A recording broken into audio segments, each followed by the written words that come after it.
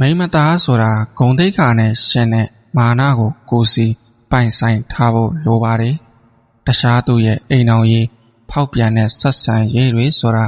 သိလိုက်တာနဲ့ကိုယ့်ရဲ့စိတ်ဓာတ်ပိုင်းဆိုင်ရာကိုတမ်းပြီးတော့ထိန်ရှုံနိုင်ရမယ်ဘလောက်ပဲဆွဲလန်းနှစ်သက်နေပါစေတပားသူပိုင်ဆိုင်ထားပြီးသားအရာမှန်သမျှကိုခြေပြားနဲ့တော့မတူရဲတဲ့တန့်ရှင်းတဲ့စိတ်ထားမျိုးလေးရှိဖို့လိုပါတယ်သူများရဲ့ဝမ်းနဲ့မျက်ရည်တွေပေါ်မှာကိုယ့်ရဲ့ပျော်ရွှင်မှုကိုဘယ်တော့မှမတီးဆောင်မိပါစေနဲ့ကိုလိုရှင်တာကိုဖြစ်ရှင်တာမှန်သမျှကိုဘသူကိုမှလက်ဖြန့်အကူအညီတောင်းเสียမလိုပဲကိုယ့်ရဲ့လှုပ်အားနဲ့ကိုရှာဖွေရရမယ်တပားသူရဲ့ကြွေးမွေးထောက်ပံ့မှုနဲ့လှပနိုင်မဲ့ရှင်သန်နိုင်မဲ့ဆိုတဲ့ဘဝမျိုးကိုလုံးဝလက်မခံပါနဲ့ကိုယ့်ရဲ့ရွှေနဲ့ကိုယ့်ရဲ့ဆွဲလုံးလာနဲ့ရလာတဲ့ရလက်တွေကမှမိမသားတယောက်အတွက်အစစ်မှန်ဆုံးနဲ့အမြင့်မားဆုံးသောဂုဏ်သိက္ခာပါပဲဒါအပြင်ကြာမားလို့ခွဲခြားပြီးအထင်သေးတာနှင်းချဆက်ဆံတာမျိုးကိုဘယ်တော့မှခေါင်းကိုမခံနေနဲ့ကိုယ့်ရဲ့တံမိုးကိုနားမလဲတဲ့အတိမတ်မပြုတ်တဲ့နေရာမျိုးလူတွေရဲ့အနားမှာတဆက်ကန့်အောင်စမနေပဲတတ္တိရှိရှိလှလှပပကြောကိုင်ထွက်ခွာလာတတ်ဖို့လိုပါတယ်ဘဝဆိုတာတစ်ခါတလေကြာရင်အယမ်းကိုမှခက်ခဲပြီးရက်ဆက်တတ်ပါတယ်အဲ့ဒီလိုအရှိန်မျိုးမှာ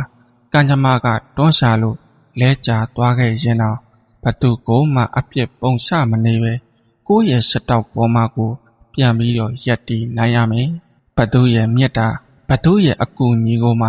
မမျော်လင့်ပဲကိုယ့်ရဲ့ယုံကြည်ချက်နဲ့ကိုခက်ခဲမှုတွေကိုကြော်ဖြတ်နိုင်ရမယ်ဒီလိုမာနတွေကလူကိုမတ်တက်စေတာမဟုတ်ဘူးကိုယ်ကိုပို့ပြီးတော့တင့်တယ်စေမယ်ပို့ပြီးတော့ရင့်ကျက်စေမယ်ပြီးတော့ဘသူမှလာပြီးနှိမ်လို့မရတဲ့ကိုယ်ပိုင်အရှိန်ဝါတစ်ခုကိုအသေးအရှာဖန်တီးပေးမှသေချာပါတယ်။ချောင်းကျင်တဲ့သောပေါင်းတဲ့ဆက်ဆံရေးလူလောကမှာကိုယ်ဘဝတိုးတက်ဖို့ဆိုရင်ပေါင်းတဲ့ဆက်ဆံရေးကလည်းအလွန်ကိုမှအရေးကြီးပါတယ်။မပေါင်းတဲ့သောယောက်ျား၅မျိုးနံပါတ်၁ဂတိမတီးသူစကားကိုအလွယ်ပြောတတ်ပြီးတာဝန်ယူမှုတာဝန်ခံမှုမရှိတဲ့သူနံပါတ်2ဒေါသကြီးသူ